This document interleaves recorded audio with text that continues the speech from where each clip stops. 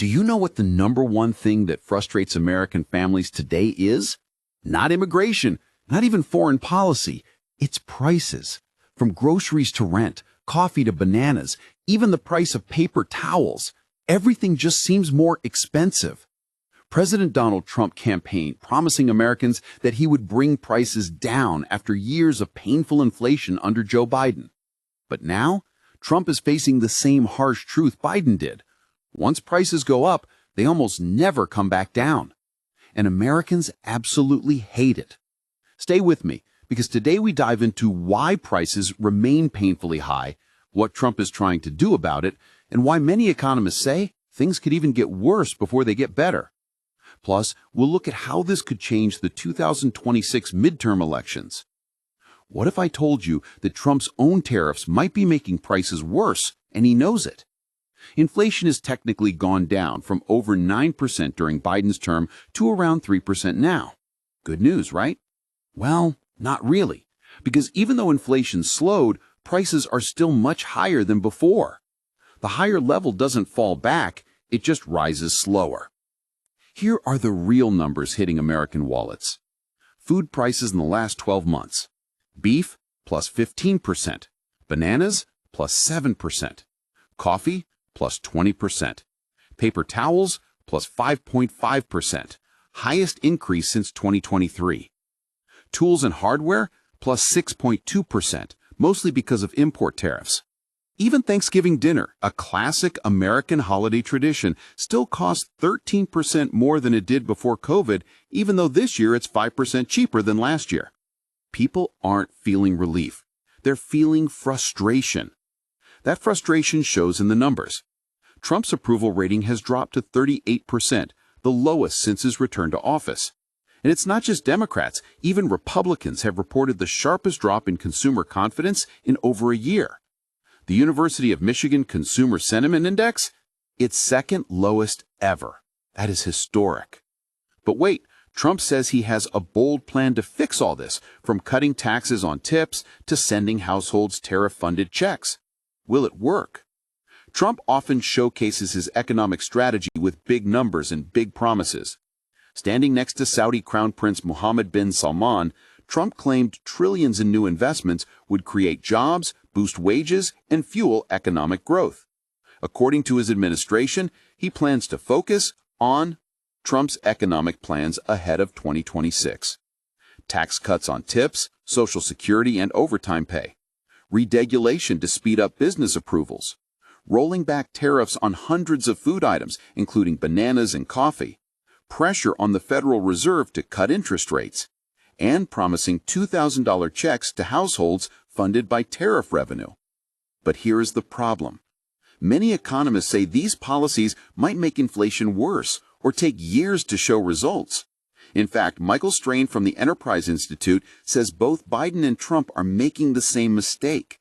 They underestimate how deeply Americans care about rising prices and how long it takes for prices to actually come back down. One example, Trump recently talked about creating 50-year mortgages to make home ownership more affordable. Economists quickly responded.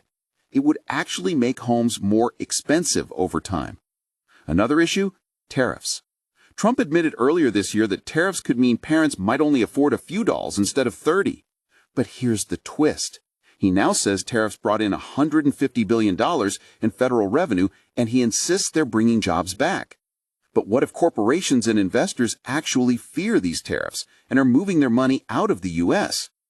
Ben Harris, a former Treasury official, warned that Trump's approach could create long-term damage to the U.S. economy. Why?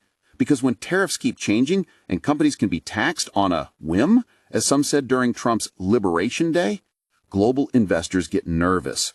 They start thinking, is it safe to rely on the U.S. long-term? Should we move our business somewhere else?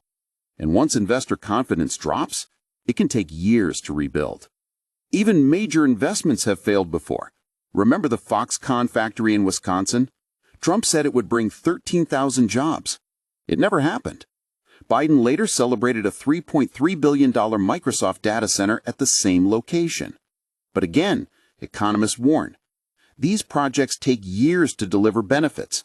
They don't fix grocery prices today. Scott Lincecum from the Cato Institute put it simply: once prices go up, they don't fall again. At best, they level off and wages try to catch up later.